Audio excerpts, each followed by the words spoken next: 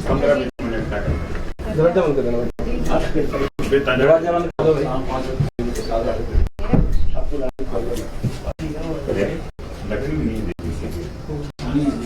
सभी उपस्थित माननीय जनों का हार्दिक स्वागत एवं हार्दिक अभिनंदन।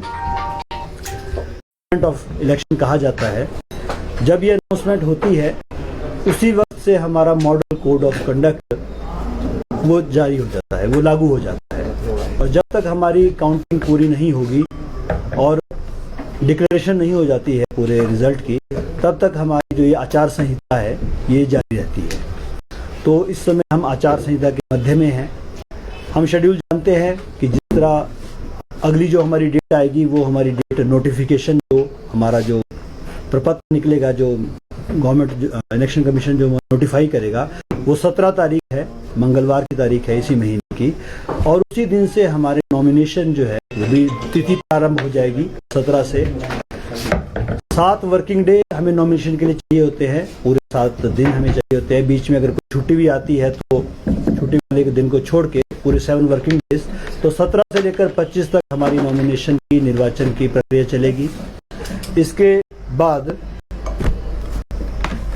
एक दिन छोड़ के फिर हमारी स्क्रूटनी होगी 27 को, और उसके बाद भी एक दिन छोड़ के फिर उसके बाद विड्रॉल होता है। और उसके बाद 3 बजे के बाद विड्रॉल के बाद जो लिस्ट ऑफ कंटेस्टिंग कैंडिडेट्स है वो हमारी बनती है सूची, और उसके बाद अलॉटमेंट ऑफ सिंबल, और उसके बाद फिर हमारे जो बैलेट पेपर है वो छपने के लिए चला जाता है। तो ये सारा हमारी प्रक्रिया रहेगी। मतदान की जो हमारी तिथि है वो 12 नवंबर निर्धारित की गई है हमारे माननीय चुनाव आयोग के द्वारा, और उसके बाद जो हमारी जो काउंटिंग है वो 8 दिसंबर को जो होती है, और 10 तारीख तक 10 दिसंबर तक हमारी पूरी ये इलेक्शन की प्रक्रिया विधानसभा चुनाव की जो है वो पूरी हो जाएगी। इस संदर्भ में कुछ बातें हैं जो आवश्यक है कि जो जैसा कि हमें निर्देश हैं माननीय चुनाव आयोग के, कुछ बातें साझा करना जरूरी है हमारे प्रेस मीडिया के माध्यम से।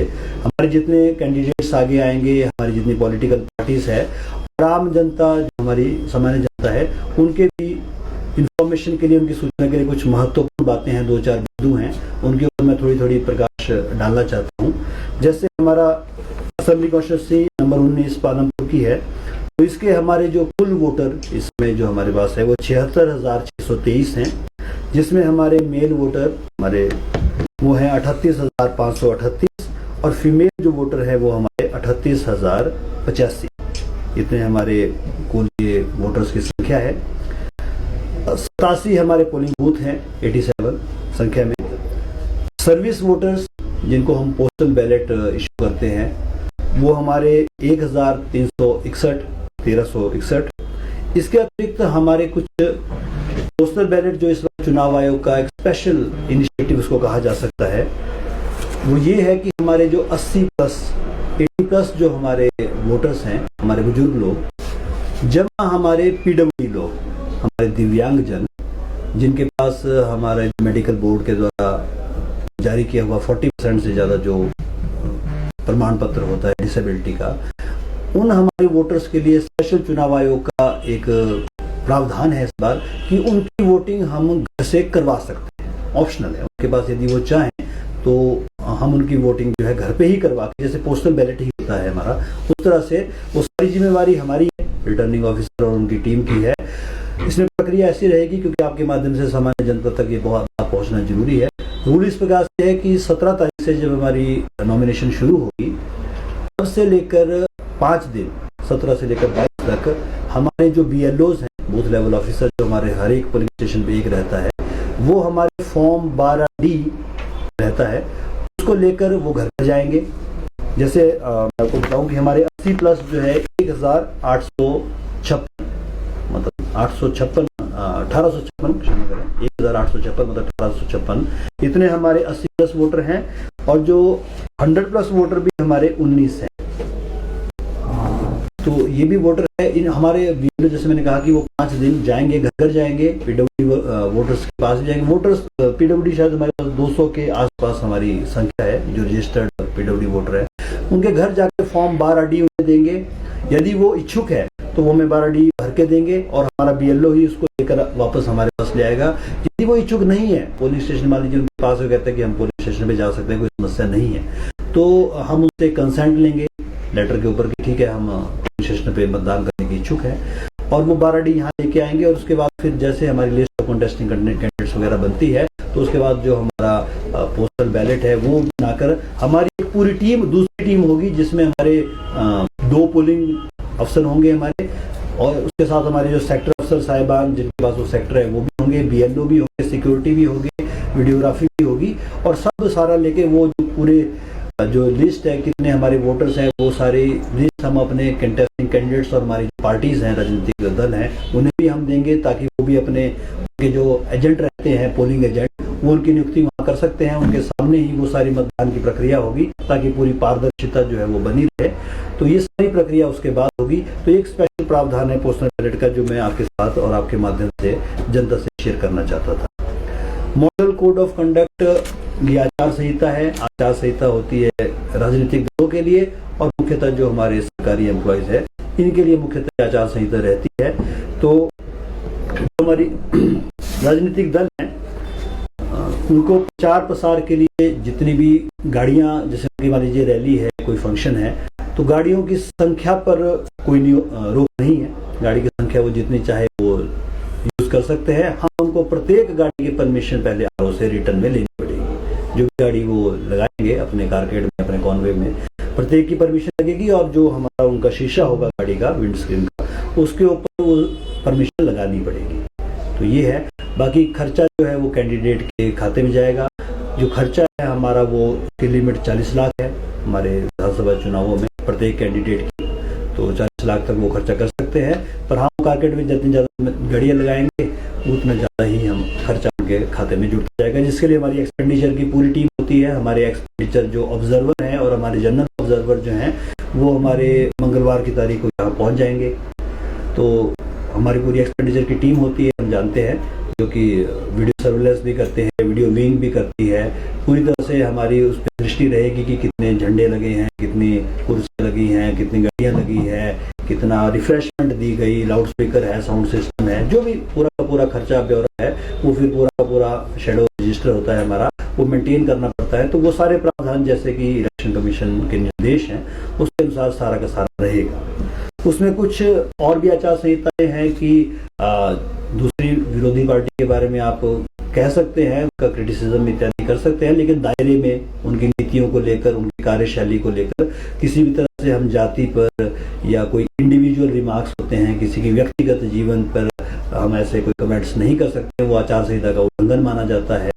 फिर उसके अतिरिक्त किसी के इंडिविजुअल, किसी हमारे कैंडिडेट है उनके घर के सामने आप प्रदर्शन नहीं कर सकते हैं, उसके आसपास कोई रैली नहीं कर सकते हैं, जो हमारा पोलिंग स्टेशन है उसके 100 मीटर के अंतर्गत आप प्रचार प्रसार नहीं कर सकते हैं। इस तरह बहुत सारी बारीक बारीक चीजें हैं आचार संहिता की, जो नियम होते हैं उसका पूरा ख्याल हमारी फ्लाइंग स्क्वाड की टीम होती है। हमारी SST जो है, 3 हमारी फ्लाइंग स्क्वाड की टीमें हैं जो कि एक्टिवेट हो गई है।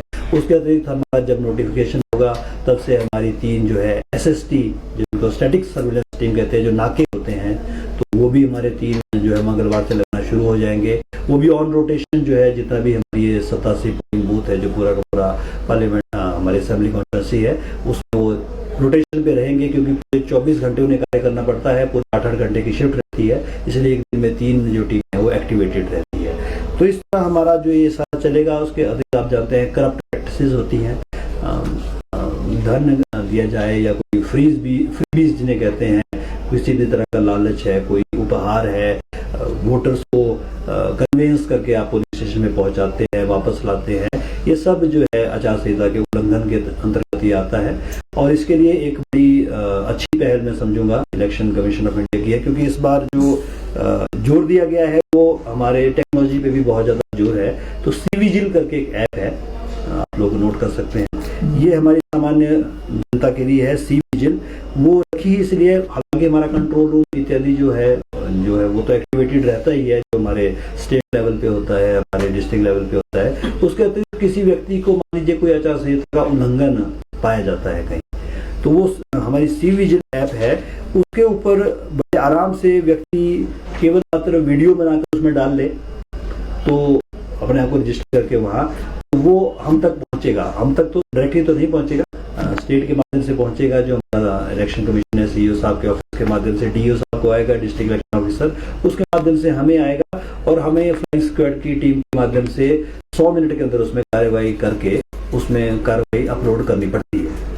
मतलब ये उसमें निर्देश है कि, और उसमें जो आइडेंटिटी है उसको यदि व्यक्ति छुपाना चाहता है तो वो भी सुविधा उसमें है। तो मैं समझता हूँ काफी हैंडी एक जो ऐप है अभी हमारे लोगों के लिए वो आई है। इसके अतिरिक्त और भी हमारी कई ऐप्स हैं जिनका हमें लाभ मिल सकता है। और इसके अतिरिक्त नॉमिनेशन की प्रक्रिया रहेगी, बड़ी इंपॉर्टेंट हमारी प्रक्रिया होती है। नामांकन की जो प्रक्रिया है पूरे 7 दिन, जैसे मैंने कहा, उसमें कई चीजें हैं जिनका हमें ख्याल रखना पड़ता है। जैसे हमारा जो फॉर्म नंबर 2 के ऊपर 2B के ऊपर जो नॉमिनेशन का प्रपत्र है वो हमारे कैंडिडेट्स ने भरना है। एफिडेविट है, एफिडेविट बहुत विस्तार में एफिडेविट है। फॉर्म 26 जो है उसमें बहुत सारे मतलब खाने हैं हमारे और वो भरने पड़ते हैं। यदि वो एप्लीकेबल नहीं भी है, जैसे व्यक्ति का बिजली का नो ड्यूज होना चाहिए, पानी का नो ड्यूज होना चाहिए, जो हमारी लोकल बॉडी है, चाहे पंचायत से है चाहे एमसी एरिया से है, वहाँ से उनका हाउस रेंट इत्यादि का नो ड्यूज जो है वो सारे सर्टिफिकेट लगे होने चाहिए। कोई भी अपनी उनकी निजी संपत्ति का जो ब्यौरा है वो उनको उसमें पूरा जो है देना पड़ता है। और अपना ओरिजिनल फॉर्म 26 जो एफिडेविट है उसके साथ ही 4 कॉपीज और होती है।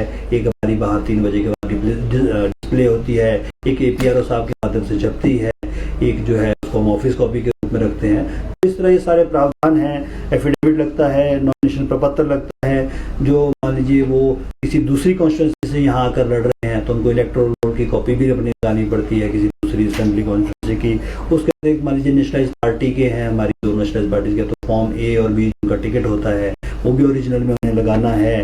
यदि जनरल, जैसे हमारी असेंबली जनरल है, तो इसमें कोई रिजर्व यदि जो है वो भी लड़ सकते हैं, लेकिन उनको क्योंकि उसमें उनका फिर जो फीस है वो आधी हो जाती है, 5,000 रुपये हो जाती है। वैसे नॉर्मल जो जनरल की कैंडिडेट की फीस है वो 10,000 रुपये है। तो उनको साथ में अपना जो सर्टिफिकेट है SC या ST का जो भी सर्टिफिकेट है वो जिसमें वो रियायत क्लेम कर रहे हैं वो भी उनको साथ में लगाना पड़ेगा। सिक्योरिटी डिपॉजिट भी उनको देना पड़ेगा। एक उनको शपथ है वो भी उनको लेनी पड़ेगी RO के समक्ष। तो इस तरह से ये पूरे प्रावधान हैं। फिर 100 मीटर के दायरे में आपकी 3 ही गाड़ियाँ आ सकती है, जो 100 मीटर हम निर्धारित करेंगे। उससे ज़्यादा गाड़ियाँ लेके वो लाल लक्ष्य के साथ नहीं आ सकते हैं 100 मीटर के दायरे में। 4 ही लोग अलाउड है वहाँ अंदर कैंडिडेट को मिला के, उससे ज़्यादा लोग नहीं आएंगे। पूरा फोटोग्राफी वीडियोग्राफी, तो इस तरह के ये सारे नियम हैं, आप जानते हैं। इस तरह से ये रहेगा। तो हम यही अपेक्षा करते हैं आप सभी बंधुजनों से, क्योंकि ये हमारा आगे 2 महीने का समय है पूरा, तो इसमें कोई उल्लंघना ना हो, पूरी पारदर्शी तरीके से। और एक और सूचना है कि हमारा जो कंट्रोल रूम है जो वो भी बनेगा, जिसके ऊपर यदि कोई, वैसे सी विजिल का तो मैंने आपको बता ही दिया, लेकिन इसके अतिरिक्त और भी कोई कंप्लेंट करना चाहते हैं तो हमारा कंट्रोल रूम रहता है, उसका हमारा यहाँ का नंबर रहता है SDM ऑफिस का। तो वहाँ भी अपनी जो है वो भी 24/7 चलता है। वहाँ कोई शिकायत है, कोई सूचना है वो आप दे सकते हैं। नो योर कैंडिडेट, ये भी एक ऐप है, नो योर कैंडिडेट। उसमें जितने भी हमारे नॉमिनेशन पेपर वो हमें देंगे और जो उनका एफिडेविट है पूरी डिटेल्स है, क्योंकि उसमें पूरा पर्सनल एसेट्स का भी सारा का सारा रहता है, कितना उनके पास है। कोई चाहे तो उसके ऊपर क्लेम भी कर सकता है कि मान लीजिए कोई व्यक्ति कहता है कि जो उन्होंने एफिडेविट में कहा है जी मेरी इतनी संपत्ति है, घोषित आय इतनी है, इसके ऊपर मुझे आपत्ति है, मैं ये कहता हूँ कि ये सही नहीं है, गलत है, तो उस व्यक्ति को इस तरह की सुविधा इलेक्शन कमीशन ने दी है कि वो काउंटर एफिडेविट दे सकता है उसके अगेंस्ट में, और वो भी बाहर छपता है, पूरा का पूरा उसका छानबीन होती है। तो इस तरह का सारा है। और नो योर कैंडिडेट जो मैंने कहा उसमें वो सारी डिटेल्स आएगी, आप अपने कैंडिडेट्स को अच्छी तरह से जान सकते हैं कि हमारे कैंडिडेट ने अपने व्यक्तिगत जो भी एसेट्स हैं, criminal cases, civil cases, conviction, FIR, सारा बड़ा विस्तार में वो एफिडेविट रहता है। उसमें एक व्यक्ति का पूरा पर्सनल बायोडाटा वो उसमें रहता है। तो ये मोटी मोटी बातें हैं। और सर स्ट्रॉन्ग जो आप बोल रहे हैं उसका एक बार फिर से थोड़ा बता देंगे। वो गूगल प्ले में कौन सी सी विजिल जो आप बोल रहे हैं, सी विजिल विजिल जी। हाँ, स्ट्रॉन्ग रूम, और इसके बारे में मैं बता देता हूँ। स्ट्रॉन्ग रूम है हमारा, क्योंकि आप जानते हैं हमारे 2 तरह के, मतलब स्ट्रॉन्ग रूम नहीं कहेंगे उनको, 2 तरह के रहते हैं। एक जब हमारी जो फर्स्ट लेवल कमीशनिंग होके जो हमारे DE ऑफिस से जो मशीनें आती हैं EVM, क्योंकि ये सबसे महत्वपूर्ण जो पार्ट है हमारे इलेक्शन का, वो हम जानते हैं वो हमारी ईवीएम मशीन्स ही हैं। तो वो मशीनें जब हमारी आएंगी तो वो हमारा जो पहला स्ट्रॉन्ग रूम है वो हमारा जो गर्ल्स स्कूल है उसमें रहेंगी, वो पूरे properly security, two tier security और जो भी हमारा सारा पूरा का पूरा सिस्टम जो रहता है सीसीटीवी के उसमें, तो वो हमारा वहाँ है।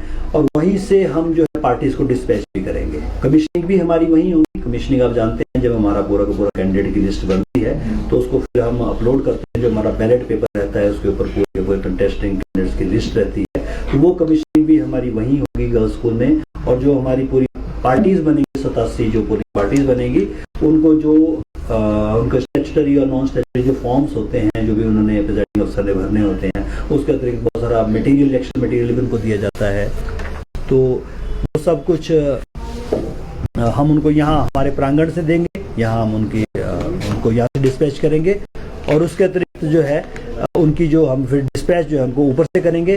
उसके बाद जो हमारा स्ट्रांग रूम और जो काउंटिंग रूम, क्योंकि स्ट्रांग रूम फिर दूसरा हमारा जो स्ट्रांग रूम जो कि हमारे CISF के नियंत्रण में रहता है, वो स्ट्रांग रूम हमारा गवर्नमेंट डिग्री कॉलेज जो हमारा captain Vikram Batra degree college है वही रहेगा, जहाँ रहता है अमूमन। और उसके साथ जो हमारा काउंटिंग हॉल है वो भी वहीं रहेगा। 3 लेवल की ट्रेनिंग्स हम अपने उनके स्टाफ की करवाएंगे। वो उसके लिए हमारा जो ट्रेनिंग हॉल है वो हमारा यूनिवर्सिटी का ऑडिटोरियम हॉल रहेगा। सर, पालमपुर के अतिरिक्त भी कहीं किसी और विधानसभा क्षेत्र की मतगणना? जी, हमारे डिग्री कॉलेज में हमारे 16 विधानसभा क्षेत्र की मतगणना भी उसी बिल्डिंग में है, उनका स्ट्रांग रूम हमारे सामने है।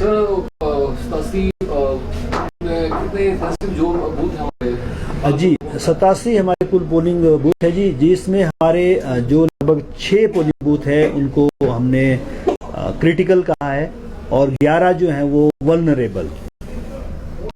मतलब इस तरह से आप समझ सकते हैं कि जो हमारे वल्नरेबल है वहाँ वल्नरेबल की हालांकि डेफिनेशन इस तरह से रहती है कि वहाँ कोई ऐसी खास प्रकार की कोई जनता है जिसको ऐसा लगता है कि शायद इन्फ्लुएंस में वो आ सकती है, या वो जनता जो है उसको मतदान करने को प्रभावित किया जाता है, रोका जा रहा है, या किस तरह से प्रभावित किया जाता है। तो एक पर्टिकुलर किसी समुदाय की जनसंख्या ज़्यादा रहे तो फिर वो वल्नरेबल के उसमें आते हैं।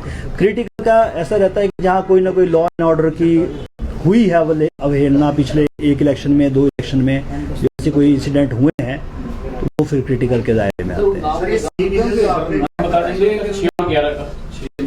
नाम बता, एक मिनट नाम बता देता हूँ मैं।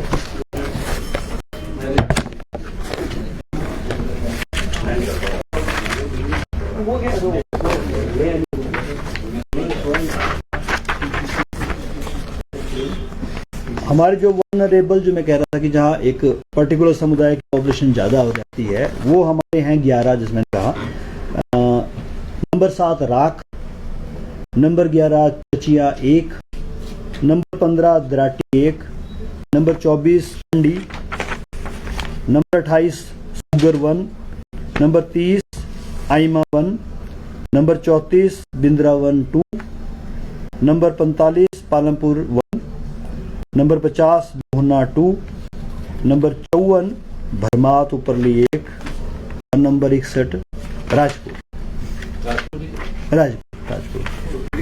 क्रिटिकल हैं जी हमारे नंबर 1 दाड़ 1, नंबर 17 हंगलो, नंबर 26 बंदला 1, नंबर 40 घुग्गर 1, नंबर 56 बनूरी 1 और नंबर 86 कनवाड़ी। शुरू हमारे दाड़ से होते हैं, एंडिंग हमारे कनवाड़ी में। महिलाओं के लिए भी रहेंगे? जी, महिलाओं के 2 हमारे पोलिंग बूथ है जी। सील का जो आप बता रहे हैं इसमें आपने ये क्लियर किया है कि उसमें आइडेंटिटी हाइड कर सकते हैं। हाँ, वो सुविधा है। कॉम्प्लिकेशन बढ़ेगी नहीं, कोई भी नहीं, आप ये भी चलो हो सकता है ऐसा, को क्लियरिटी होनी चाहिए। नहीं ठीक है नहीं आप, लेकिन ये ऐप जैसे कि इलेक्शन कमीशन ऑफ इंडिया के द्वारा डिजाइन की गई है, अब मेरे ख्याल से पहला ही एक्सपीरियंस है, देखते हैं अब कैसा रहता है। उसमें जीपीएस कोऑर्डिनेट्स आ जाएंगे जहाँ पे आप कंप्लेंट करेंगे। हाँ, यहाँ पे आप रियल टाइम कंप्लेंट करनी पड़ेगी आपको। ऐसा नहीं हो सकता कि आप बोलेंगे कि आप यहाँ बैठ के हमसे जुड़े रहने के लिए हमारे YouTube चैनल को सब्सक्राइब करें और नई वीडियो की नोटिफिकेशन के लिए बेल आइकॉन को दबाएं। अगर आप ये वीडियो Facebook पर देख रहे हैं तो लाइक जरूर करें और ज्यादा से ज्यादा शेयर करें। इसी तरह के और भी अपडेट्स के लिए फॉलो करें हमारा Instagram पेज himachal.kesri।